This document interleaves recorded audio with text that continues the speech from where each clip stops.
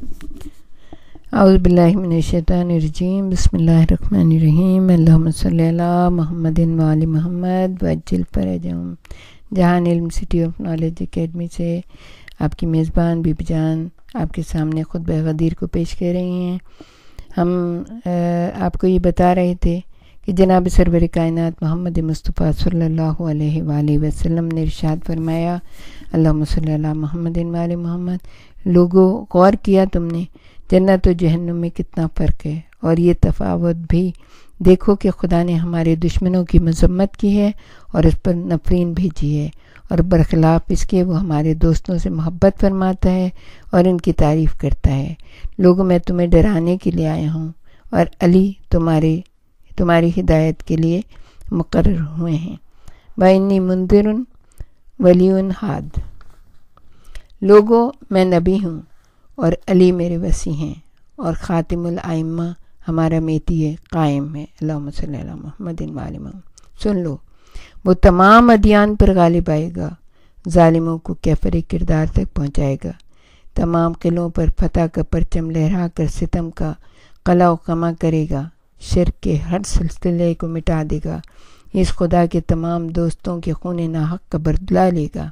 وہ اللہ کے دین کا ناصر ہے، اور معرفت الہی کے اتھاہ سمندر سے ہمیشہ سیراب ہوتا رہے گا۔ نیز وہ دانش مندوں کے ساتھ علم و فضل کی وجہ سے اور نادانوں کے ساتھ ان کی نادانی کے پیش نظر حسن سلوک کا مظاہرہ کرے گا۔ وہ خدا کی پسند کا منتخب بندہ ہے، وہ ہر علم کا وارث ہوگا اور علم کے ہر شعبے پر چھایا رہے گا۔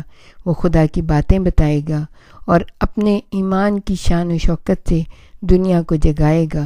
قائم آل محمد کی ذات، اللہم صلی علی محمد و آل محمد، فکر و عمل کے جمال اور کمال کا مثالی نمونہ ہوگی۔ امت کے کل امور اسی کے سپرد ہوں گے، اور یہ وہی عظیم و شان شخصیت ہے جس کی ہر پیشرو نے بشارت دی ہے۔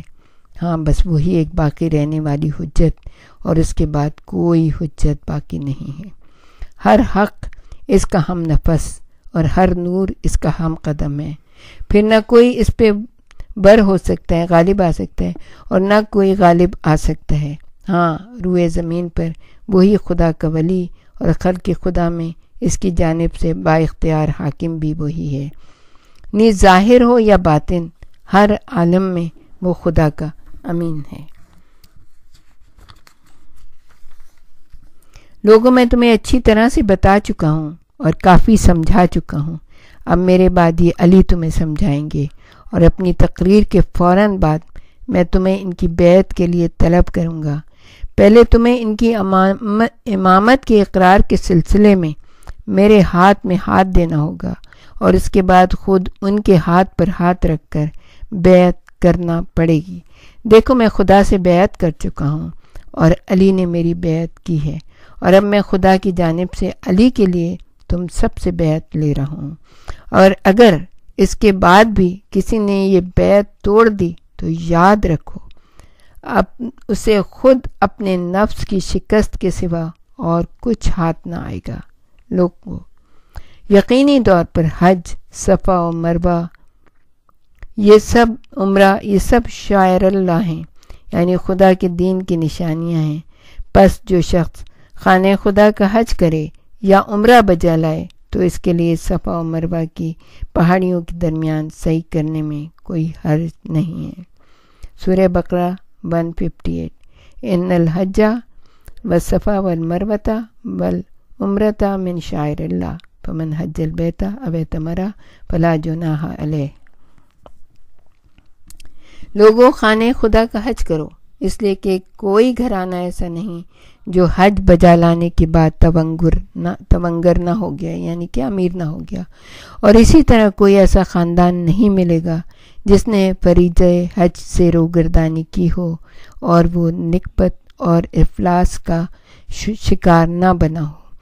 لوگوں، جو مومن بھی عرفات میں وقوف کرتا ہے، خداوند عالم اس وقت تک کہ اس کے تمام گناہ معاف فرما دیتا ہے، اور حج کی بجاوری کے بعد اس کے اعمال نئے سرے سے شروع ہوتے ہیں۔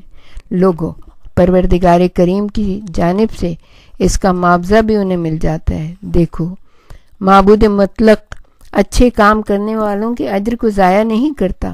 لوگوں، تم پوری دیانت اور کمال علم و معرفت کے ساتھ حج کو بجا لایا کرو، اور حج و عمرہ جیسے مقدس اجتماعات کو اس وقت تک چھوڑ کر نہ جاؤ جب تک کہ توبہ اور ترک گناہ کا احساس نہ جاگ اٹھے۔ لوگو، حکم خدا کے مطابق نماز کو برپا کرو، زکوٰۃ بھی ادا کرتے رہو۔ نیز خیال رہے کہ اگر امتداد زمانہ کے باعث مذہبی معاملات میں کوتاہی ہونے لگے، یا یہ کہ تم سرے سے دین کے احکام ہی بھول جاؤ، تو یہ علی تمہارے مولا ہیں۔ جو باتیں تم لوگوں کو نہیں معلوم ہوں گی وہ یہ پوری وضاحت کے ساتھ تمہیں بتائیں گے۔ علی کو خدا ہی نے منصب ولایت پر مقرر فرمایا ہے۔ نیز میرے اور ان کے سلسلے سے جو پیشوا ہوں گے وہ بھی تمہارے سوالوں کا جواب دیں گے، اور تم جن امور سے نہیں واقف ہو ان کی تفصیلات سے آگاہ کریں گے۔ دیکھو، حلال و حرام کے مسائل اتنے مختصر نہیں ہیں کہ انہیں شمار کر کے تمہارے سامنے رکھ دیا جائے، اور نہ حلال و حرام جیسے طول طویل قانونی مسائل کو ایک نشست میں بیان کرنا مناسب ہوگا۔ چنانچہ مجھے تو اس وقت بس یہ حکم ملا ہے کہ ابھی میں علی کے لیے تم سے بیعت لوں اور تمہارے ہاتھ اپنے ہاتھ میں لے کر یہ کہوں کہ خدائے عز و جل کی جانب سے علی اور ان کی اولاد کے بارے میں جو حکم مجھے ملا ہے تم اسے قبول کرنے کا وعدہ کرو۔ علی کی مانند ان کی اولاد اور میری آل بھی مرکز امامت ہے، اور یہ سلسلہ قیامت تک باقی رہے گا۔ انہی میں سے قائم آل محمد کی ذات گرامی ہے، اللہم صلی علی محمد و آل محمد، جن کا ہر فیصلہ حق کے سانچے میں ڈھلا ہوا ہوگا۔ لوگوں، میں نے حلال و حرام کی جو حدیں مقرر کی تھیں ان میں نہ کچھ بدلہ ہے اور نہ کوئی تغیر ہے۔ دیکھو، یہ بات دوسروں کو بھی بتاتے رہنا، اور تم میری شریعت کے کسی حکم کو کبھی بدلنے کی کوشش نہ کرنا۔ لو، میں مقرر کہتا ہوں، لوگوں، نماز قائم کرنا، زکوٰۃ ادا کرنا، معروف کا حکم دینا اور منکر پر عمل کرنے سے روکتے رہنا۔ دیکھو، معروف کا شاہکار یا نیکی کی سب سے بڑی عملی جدوجہد یہ ہوگی کہ اس وقت تم میں سے جو لوگ موجود ہیں وہ غیر موجود افراد تک میرا یہ پیغام پہنچا دیں، اور صحیح کریں کہ ہر شخص اسے قبول کر لے اور اس کی مخالفت نہ کرنے پائے، اس لیے کہ یہ خدا اور اس کے رسول کا حکم ہے۔ نیز اس حقیقت کو بھی کبھی فراموش نہ کرنا کہ جب تک کوئی امام معصوم نہ ہو، امر بالمعروف اور نہی عن المنکر کے فریضے پر عمل درآمد نہیں ہو سکتا۔ لوگوں، قرآن تمہیں بتا رہا ہے کہ علی کے بعد ان کے فرزند امام برحق ہیں، اور یہ میں تمہیں بتا چکا ہوں کہ یہ میری ذریت ہیں۔ خداوند عالم کا ارشاد ہے کہ اس نے سلسلہ امامت کو ابراہیم کی نسل میں باقی اور برقرار رکھا ہے۔ سورہ زخرف 28 نمبر کی آیت ہے۔ اور میں نے یہ بھی توضیح کر دی ہے کہ جب تک تم لوگ قرآن اور اہل بیت سے تمسک رکھو گے گمراہ نہیں ہوگے۔ لوگوں، تقوی، قیامت سے ڈرو، قیامت کا زلزلہ بڑا ہولناک ہے۔ سورہ حج کی پہلی آیت ہے۔ زندگی کی آخری ہچکی کا خیال رہے۔ نیز حساب محشر، میزان عمل اور اس خدائے رب العالمین کے سامنے باز پرس اور ثواب اور عقاب کی کیفیت کو کبھی اپنے ذہن سے الگ نہ ہونے دینا، کیونکہ میدان حشر میں جو نیک اعمال لے کر آئے گا اسے جزا ملے گی، اور جو گناہوں کے ساتھ پہنچے گا اس کے نصیبوں میں بہشت کہاں۔ لوگوں، مجمع بتا رہا ہے کہ حاضرین کی تعداد بہت زیادہ ہے، اور جب لوگ اس کثرت سے ہوں تو پھر ہاتھ پر ہاتھ رکھ کر بیعت لینا بہت دشوار ہے۔ اس لیے حکم الہی ہوا ہے کہ علی ابن ابی طالب اور ان کے بعد ہونے والے ائمہ حق کی بیعت کے سلسلے میں تم سے صرف زبانی قول و قرار لے لیے جائے۔ اچھا، اب تم سب مل کر کہو، آپ نے علی اور علی کی اولاد کے بارے میں خدا کا جو پیغام دیا ہے ہم سب نے سن لیا ہے۔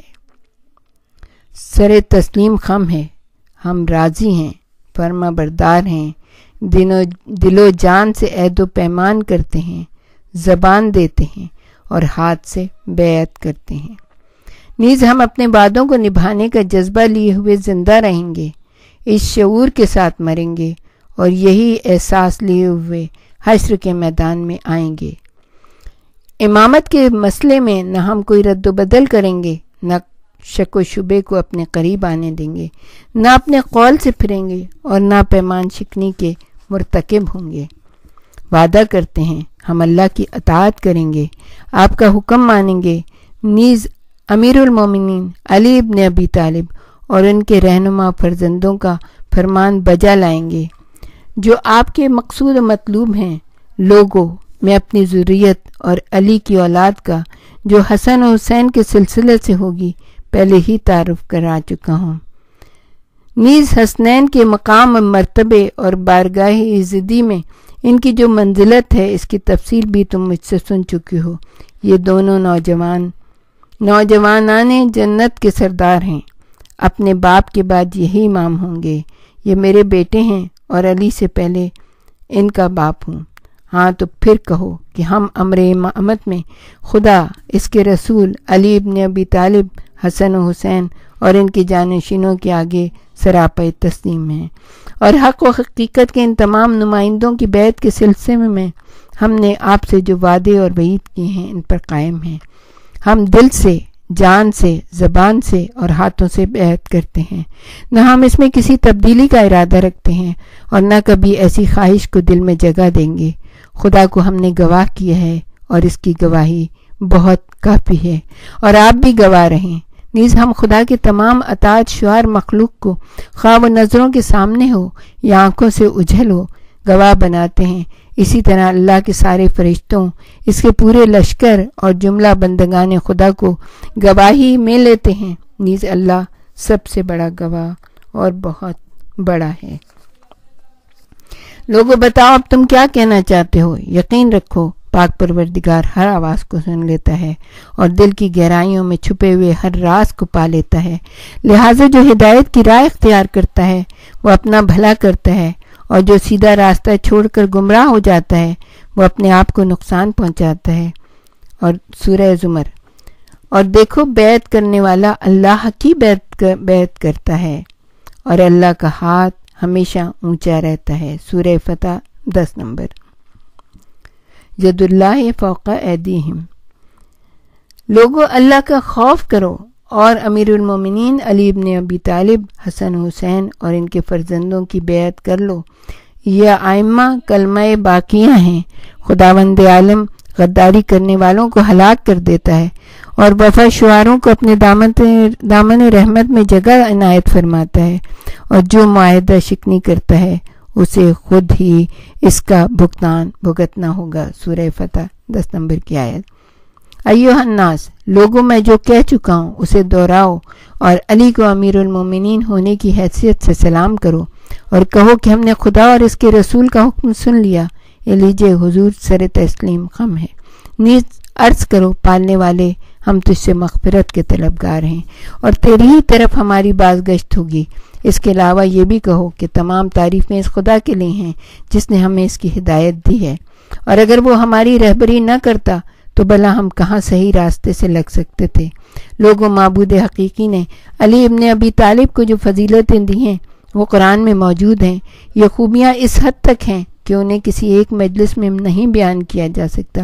لہٰذا یہ بات یاد رکھو کہ اگر کسی شخص نے تمہارے سامنے ان کے فضائل بیان کیے تو تم ان کی تصدیق کرنا۔ لوگوں، جو کوئی اللہ اور اس کے رسول علی ابن ابی طالب اور ان کے تمام اماموں کا، جن کا کہ میں نے ذکر کر دیا ہے، اطاعت گزار ہو تو اس کا کیا کہنا، یہ اس کی بہت بڑی جیت ہے۔ لوگوں دیکھو، جو اشخاص علی کی بیعت کرنے، ان کے زیر فرمان ہونے اور ان کے امیر المومنین کی حیثیت سے انہیں سلامی دینے میں پیش قدمی کریں گے، وہ جنت کی فضاؤں میں اپنی کامیابی اور کامرانی کی بہاریں دیکھیں گے انشاءاللہ۔ لوگوں، وہ بات کرو جس سے خدا کی خوشنودی میسر آئے۔ اگر تم لوگ اور زمین کی ساری آبادی بھی کافر ہو جائے تب بھی خدا کا کچھ نہیں بگڑے گا۔ پالنے والے، تو سارے مومنین کو بخش دے، اور جو کفر کی راہ پر چلنے والے ہیں ان پر